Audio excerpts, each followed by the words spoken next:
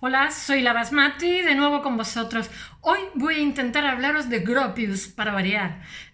Me encantaría leer la biografía que salió el año pasado de McCarthy, creo que se llama su autora, que tiene 600 páginas. La verdad es que me he leído todo lo que he pillado y por lo tanto soy un potencial arma letal, un potencial peligro. Voy a intentar, porque mirad, Gropius, como le pasó a la Bauhaus, que es como una especie de hijo que tiene, eh, tiene si la opinión de la Bauhaus la da un artista dice una cosa, si la da un arquitecto dice otra. Según quien la dé, cada uno opina de una manera diferente porque es como una especie de prisma que según la cara que mire tiene da una cara o da otra. Bueno, pues Gropius igual, o sea, Gropius, yo estaba leyendo cosas de sus supuestas biografías y me sorprenden las cosas que leo, como por ejemplo, Gropius dice que la forma sigue la función. Y yo digo, pero si se lo dijo Louis Sullivan o sea, que te hacen como una especie de esquema biográfico de estos por internet, de coger el dinero y corre rapidísimo.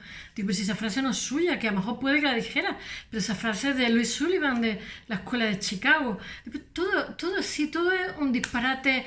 La casa que hizo Gropius no la hizo él. Bueno, pues esa era la segunda casa. Y además él, que era el director, que no tenía tiempo ni para verse, crea una especie de concurso dentro de la escuela en el cual se podían presentar todos los alumnos, los pintores, los ceramistas, los de los telarios. De hecho, lo gana un alumno que es un pintor. O sea, no sé si un alumno o un profesor. Bueno, digo yo, es curioso porque intentan hacer un semblante de lo que es su vida, su biografía, y claro, como estos seres excepcionales, porque me parece un ser excepcional, Walter Gropius, se han reinventado tantas veces, pues lo mismo que me pasaba el otro día cuando se hablaba de, ¿cómo se llama?, de Le Corbusier. Pues claro, es que si hablas de esta época, no estás hablando de otra época. Si dices, tú no puedes decirle Corbusier no sé qué, porque hasta su oído fue otra cosa. Pues a Gropius le pasa algo parecido. Gropius le dan dos medallas de, ¿cómo se llama?, de hierro, con decoración, la cruz de hierro. Dos, no una, dos. Una de ellas por estar 4 días despierto con sus tropas, que eran 4.000 hombres, sobreviven 80, uno de ellos le explota un mortero a 15 centímetros, se queda medio sordo, yo no sé. Y bueno, tiene una voluntad de hierro. Entonces, claro, este Gropius que viene después de la guerra es un Gropius diferente al que se va antes de la guerra, antes de las trincheras de barro, antes de tal. Entonces, claro, si vosotros, yo, analiza sin saber la vida de Gropius, quién era antes, quién era después, es que no tiene nada que ver, porque este señor, la guerra no es que sea una maravilla, es un desastre, pero le sirvió para sobrevivir, aprender a sobrevivir. Y él dice, al final de su vida, le dice a los periodistas que es como si hubiera vivido varias vidas. Una vida en Alemania, otra vida en Inglaterra, que era la no cultura, no le gustó nada, porque dice que progreso no es sinónimo de cultura.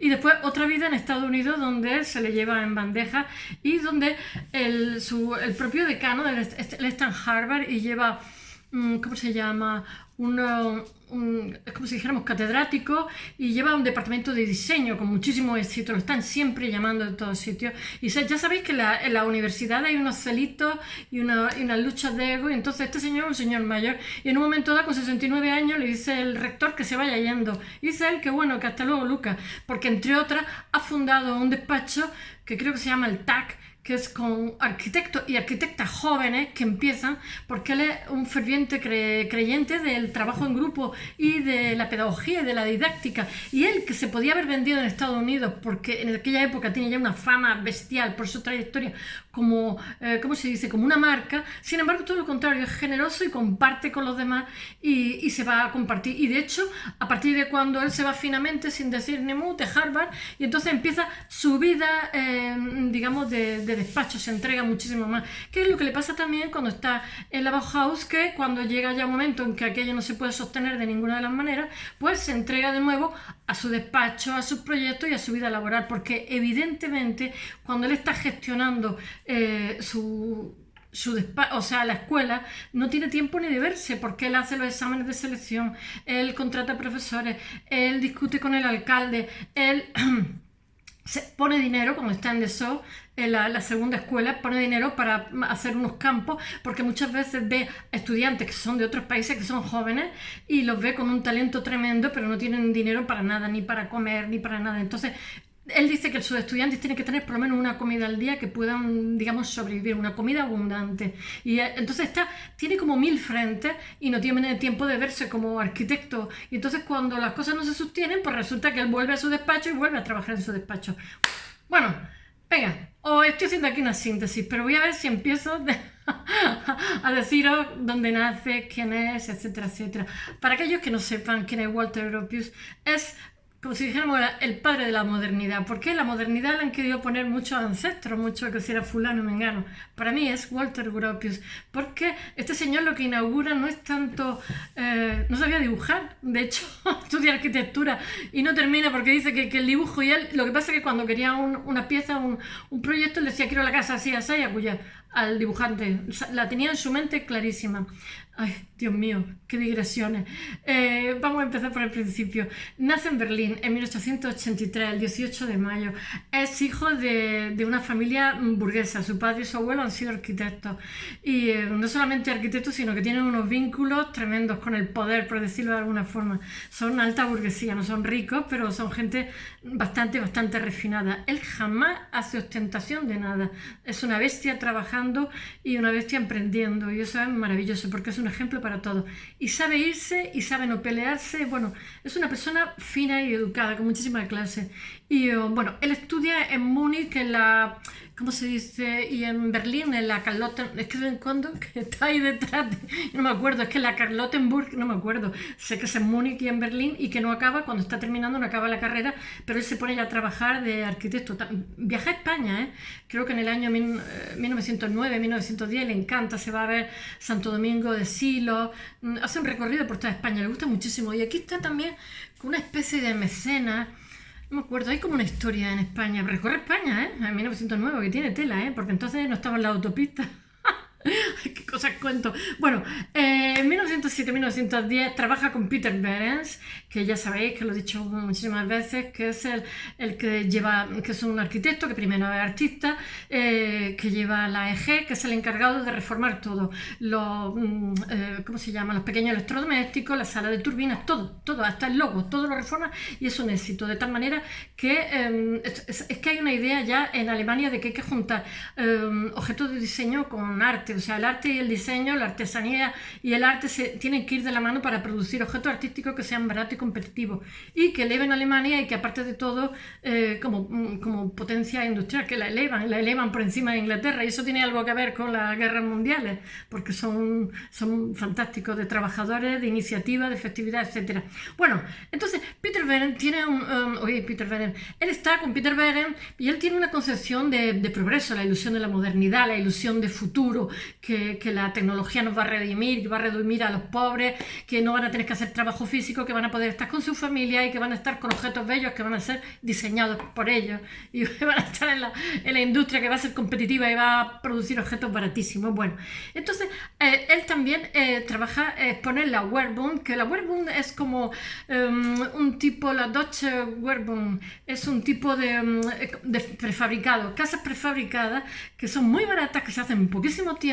Él está convencido que no hay revolución social porque estamos en una época muy convulsa. Pensar que en 1911, 1914, que es la Deutsche Werkbund, todavía no ha sido la revolución rusa. Hay un mal reparto de la renta no en Alemania, sino en Rusia, en todos sitios. Entonces él dice que bueno, que si los trabajadores tienen mejores condiciones de vida, etcétera, etcétera, de hecho hace unos proyectos que con muy poco dinero consigue, ¿cómo se dice?, hacer un proyecto precioso, fantástico, premiado, Y bueno, entonces él es partidario de eso, del progreso, de que el futuro, o sea, de esa ilusión de carbonero que tienen a principios del siglo los modernistas y que las dos guerras mundiales las truncan, porque entre otras envejecen a Europa, porque vemos como las guerras mundiales, a través de la tecnología, lo que se consigue, en vez de un individuo éticamente más bueno, o moralmente más bueno, al ser más culto, es un tipo que gracias a la cultura se vuelve más borde, más letal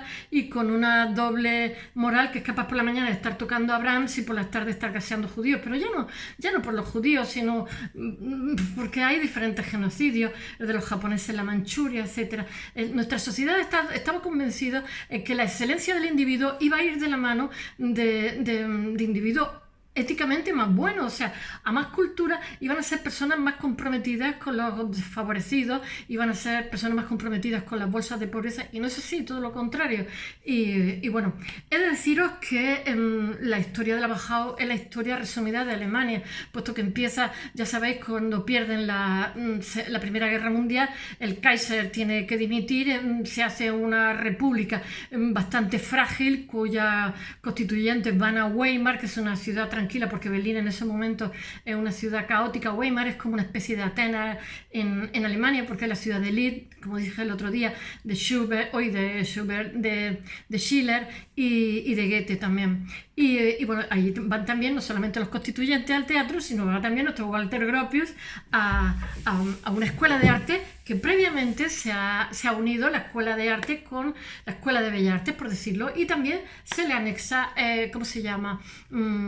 Arquitectura. Pero él no es que empieza en 1919, como se dice habitualmente cuando se construye su biografía, sino que previamente hay un señor, que también lo dije el otro día, que Van der Weyden, no me acuerdo cómo se llama, es un belga que trabaja en Alemania y que además está en la Sorbonne con Walter Gropius, y que es partidario del progreso, del automóvil, de las casas baratas y bonitas, del diseño, o sea, de una especie de concepción de modernidad, por decirlo de alguna forma. Entonces, como este señor estalla la Primera Guerra Mundial, este señor ha hecho el proyecto, es arquitecto, ha hecho el proyecto de esta escuela de arte, y en vez de ser guiño al clasicismo, es un proyecto muy bonito, y después dirige esa escuela de arte y es amigo suyo. Entonces, cuando Walter Gropius, cuando se tiene que ir porque es belga y porque Alemania está en guerra con Europa, pues lo que hace es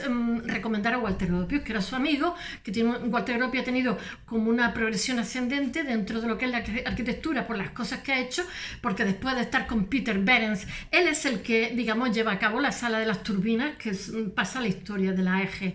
Entonces se dan cuenta los industriales que este es el que ha llevado a la construcción de, como si dijéramos, de una macronave de la EGE, que le llaman la sala de las turbinas, y entonces el primer encargo que tiene en su despacho cuando se independiza Gropius es la Faust, que es una empresa de hormas de zapatos, y bueno, que es una preciosidad y que pasa la historia, porque además hace como una fachada muy limpia de cristal y ¿cómo se llama? Y metal y acero. Entonces es totalmente transparente, es como una cortina de cristal preciosa donde se ve la calle. Ya sabemos que son climas fríos y que el cristal absorbe mucho frío, pero es algo totalmente novedoso, porque toda la empresa está iluminada, parece que está en la calle, lo que dice la gente de allí, la Faust, y es un proyecto maravilloso junto con el de Dessau, que es también increíble, es ya modernidad con mayúsculas, es uno de sus diseños maravillosos. Entonces todo esto es antes de la guerra, y después resulta que está la Deutsche Sorbonne, no sé cómo se dice, la Sorbonne, hace como pocos días antes de que empiece la Primera Guerra Mundial, hace como una feria donde a él le otorgan que tiene que hacer una oficina, así un proyecto, corre que te pillo, y hace un proyecto precioso, proyectos que luego se desmontan, hace como si dijéramos como una especie de naves industriales y unas oficinas para una empresa. Lo que él haría, él le dice, tú tienes que hacer tanto y tiene tantos metros cuadrados. Entonces su despacho, pues van todos, corre que te pillo, su despacho donde está también Meyer, que después será es otro arquitecto que después será director en el año 28 cuando él dimite, y bueno, tiene muchísimo éxito, es el arquitecto del modo en ese momento, pero bueno, estalla la guerra mundial, él se tiene que ir, él se va de oficial de caballería, se va voluntario, y bueno, tiene una herida de gravedad, por poco se muere, porque de hecho de 3.000, él está en el frente occidental en la Primera Guerra Mundial, y de 3.000, que es como si dijéramos su escuadrón, no sé cómo se dice porque no entiendo militar, pues sobreviven 80, él uno de ellos, pero sobrevive con unas heridas tremendas que temen por su vida. Tener en cuenta que en aquella época no había antibióticos, o sea que si tenía una herida grande ya podías cruzar los dedos y ya podías estar sano.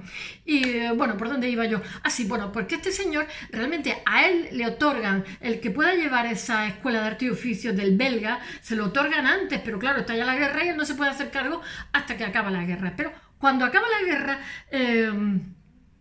Pues resulta que Alemania está en total ruina, pero sí todo, él se pone a trabajar y en diciembre del 19 lo que pasa es que este Gropius, que antes de la guerra era un hombre que apostaba por la modernidad, que apostaba por los vehículos, por la tecnología, por las casas prefabricadas para la gente pobre y tal, ahora es un místico, entonces, pero no él, es a nivel nacional, entonces tiene como la sensibilidad de Bruno Taut, que es como una escuela expresionista, porque resulta que tienen que reconstruir Alemania, entonces ellos la Estatalische Bauhaus, están convencidos que si añoran una especie de catedrales, yo que sé, como cósmicas y de cristal, todo es como muy sublime, todo es como muy romántico, todo es como ensoñar una Alemania del futuro, porque están en la total miseria, porque han tenido el Tratado de Versalles y los aliados le han dado 3 vueltas de tuerca. Entonces, aparte de eso, tienen una inflación espantosa porque no tienen armas para combatir las condiciones que tienen. Entonces, cuando le dicen que empieza él, la Bauhaus, al principio tienen 150 matriculados, gente que le vienen de muchos lugares del mundo, que resulta que él, para complacer al ayuntamiento, porque es una escuela estatal, les tiene que cobrar doble, pero también a los que son muy pobres, porque mucha gente son chicas, más de la mitad son chicas, muchas de ellas son chicas de 16 años y otros son gente de 30 y tantos que han vuelto de la guerra deprimidos con un shock postraumático, y entonces están intentando buscarle sentido a su vida. No sabéis la cantidad de artistas, fotógrafos, escultores, pintores que salen de ahí posteriormente, que han sido alumnos de la Bauhaus. Es más, Tel Aviv tiene ahora mismo el mayor número de casas hechas por alumnos de los Bauhaus, no sé si son 4.000, protegidas por la UNESCO, porque claro, son muchísimos judíos. De hecho, ahora lo contaré si me da tiempo, porque se me está echando el tiempo encima, que justamente el follón que tiene porque cuando se escribe la biografía de Gropius dicen, bueno, y tuvo que marcharse porque el nacionalsocialismo lo hostigó. No. A Hitler le encantaba porque era un chico pijo de muchas generaciones de Berlín, un arquitecto triunfante, con una Bauhaus que internacionalmente tenía un prestigio que para qué. Y lo quiso hacer arquitecto del régimen. Y a él, hasta cierto punto, hasta le tentó. Lo que pasa es que su mujer, Ilse Gropius, se puso el apellido del marido. Después el marido le dijo que se llamaba Ilse en vez de Ilse. Pero bueno, la mujer deja un diario escrito, y entonces podemos saber qué es lo que pasa ahí en realidad.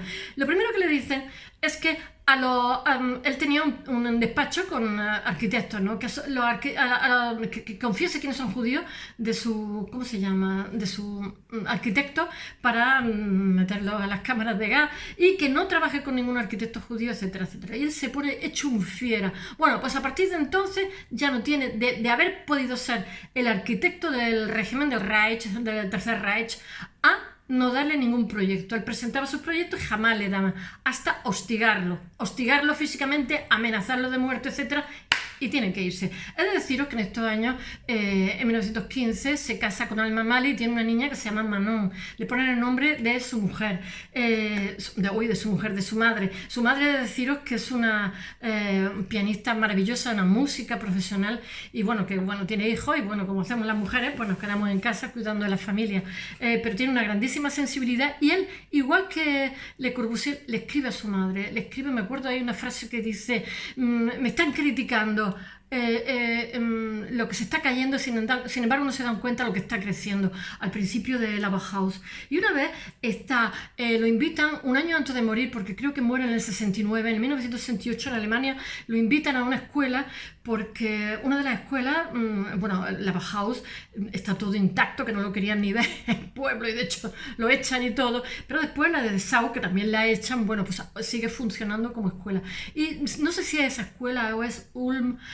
El caso es que lo invitan para una inauguración, y había una exposición de la Bauhaus, no sé cuántos años, y invitan a la Walter Gropius y le hacen los honores. Y Walter Gropius se encuentran con los chicos que están manifestándose, pero una manifestación en el 68 bestia allí. Entonces le dicen a Gropius que quieren cerrar la escuela, y entonces Gropius le dice, mirad, por favor, reivindicar lo que sea, pero no la politicéis, porque si yo hubiera politizado la Bauhaus del primer día, seguramente ni hubiera abierto, porque al final, y entonces le cuentan lo de Meyer, que fue un error poner a Meyer, que era del Partido Comunista, que es el segundo director, porque sencillamente permite que se politice y un director de una escuela tiene que estar luchando con muchos flancos para que esa escuela funcione, tiene que estar dándole cara a uno, a otro y es lo que hizo él. Él fue un fantástico gestor con muchísima inventiva que permitió que muchísima gente pudiera estudiar, pudiera progresar, etc. Bueno, él es un fantástico pedagogo y un partidario, como he dicho, de que el arte, o sea, él pone, cuando inaugura la Bauhaus, pone maestros de la forma o sea, pintores, todos los directores de la Bauhaus son arquitectos, pintores y artesanos, de tal manera que la mitad, él tiene como 12 apóstoles, la mitad de sus apóstoles son pintores y la otra mitad son artesanos, pero además tiene la inteligencia de que los alumnos que despuntan pasan a maestro al año siguiente y se le da comida y estancia a los alumnos, que llega un momento que son 1500.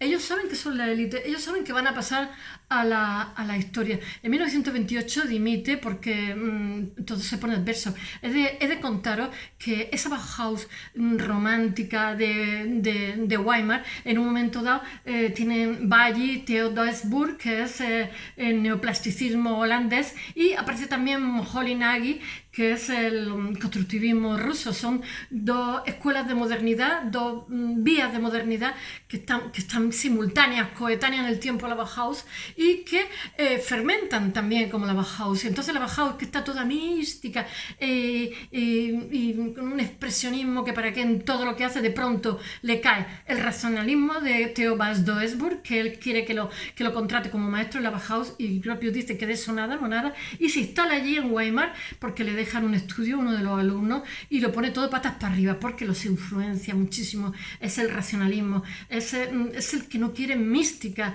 en el arte, quiere que el arte sea un instrumento para el diseño, etc. En fin, algún día os tengo que hablar de esa escuela holandesa porque tiene muchísima influencia. De hecho, y después tiene el Moholy Nagy, que es otro monstruo, que es el que, es que si no, os voy a contar la holandesa y aquí ya no me da tiempo de nada, que es el que condiciona también porque él viene de Rusia, o sea, él es húngaro, pero trae toda esa vía que hay de modernidad de otros países diferentes que tienen otra concepción. Y entonces, este también...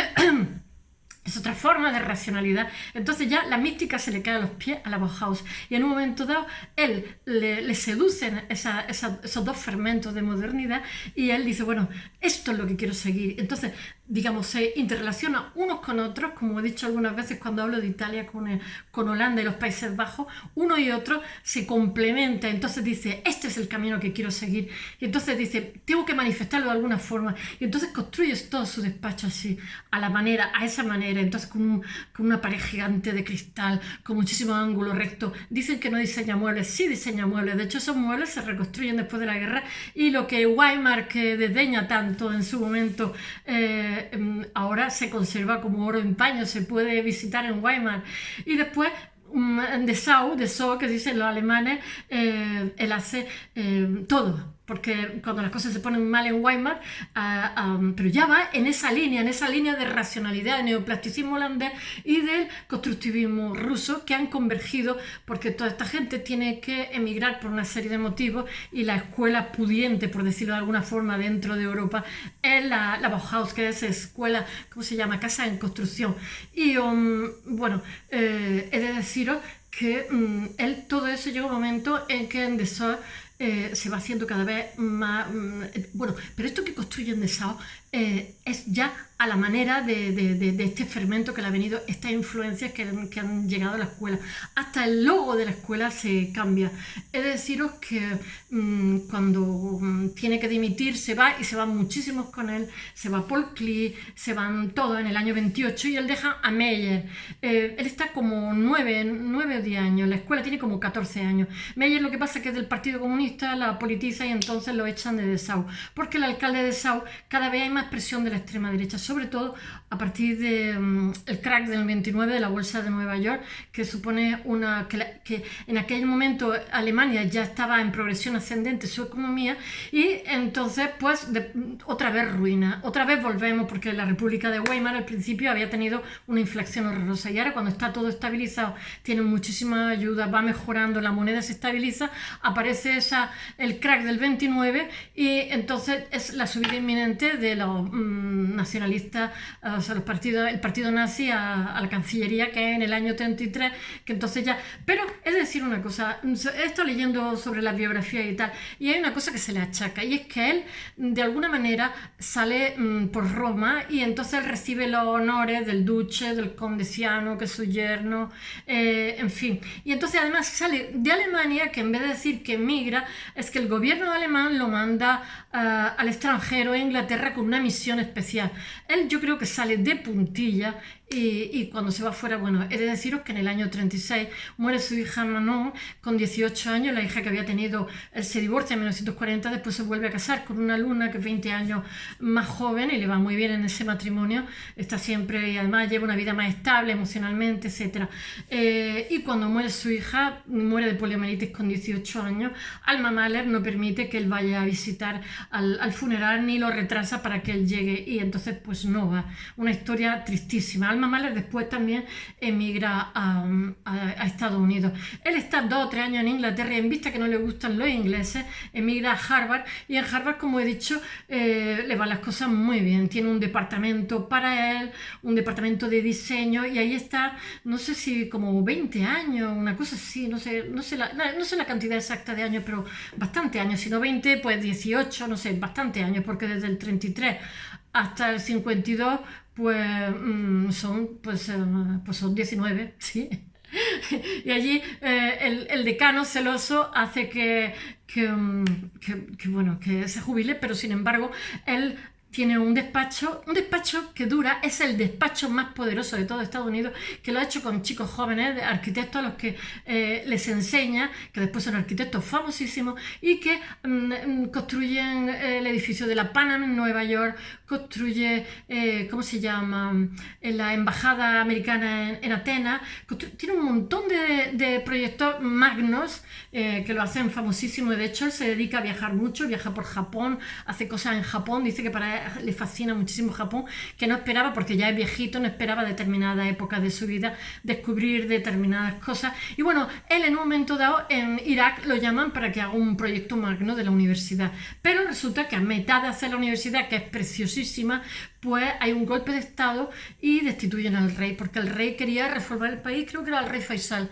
Y entonces, bueno, pues eso provoca que su despacho, que es poderosísimo, después de morirse sigue funcionando, pero debido a que ellos ponen el dinero y jamás les pagan, pues se arruine en el año 95 y cada uno de los arquitectos se vaya funcionando por su cuenta.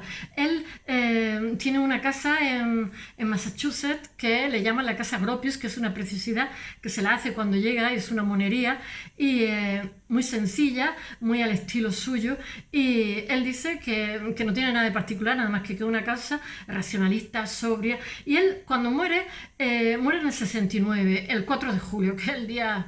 Creo que el día de acción de no, es el día de cuando tiran los americanos el té, el día de acción de gracias en septiembre, octubre, bueno, no me acuerdo, es fiesta nacional, sabéis que hay 2 fiestas nacionales, entonces muere y entonces abren el testamento y dice que por favor que no vayan a rezar ni vayan al cementerio, que hagan una fiesta grande, que él la financia, eso es su testamento, donde coman, beban y aman, que seguro que es más fructífero y crecen más cosas que si se dedican a rezar y a llorar. Bueno, that's all. Hubiera estado 1 hora más hablando. Espero que haya gustado esta mañana. Mañana volvemos a 1200.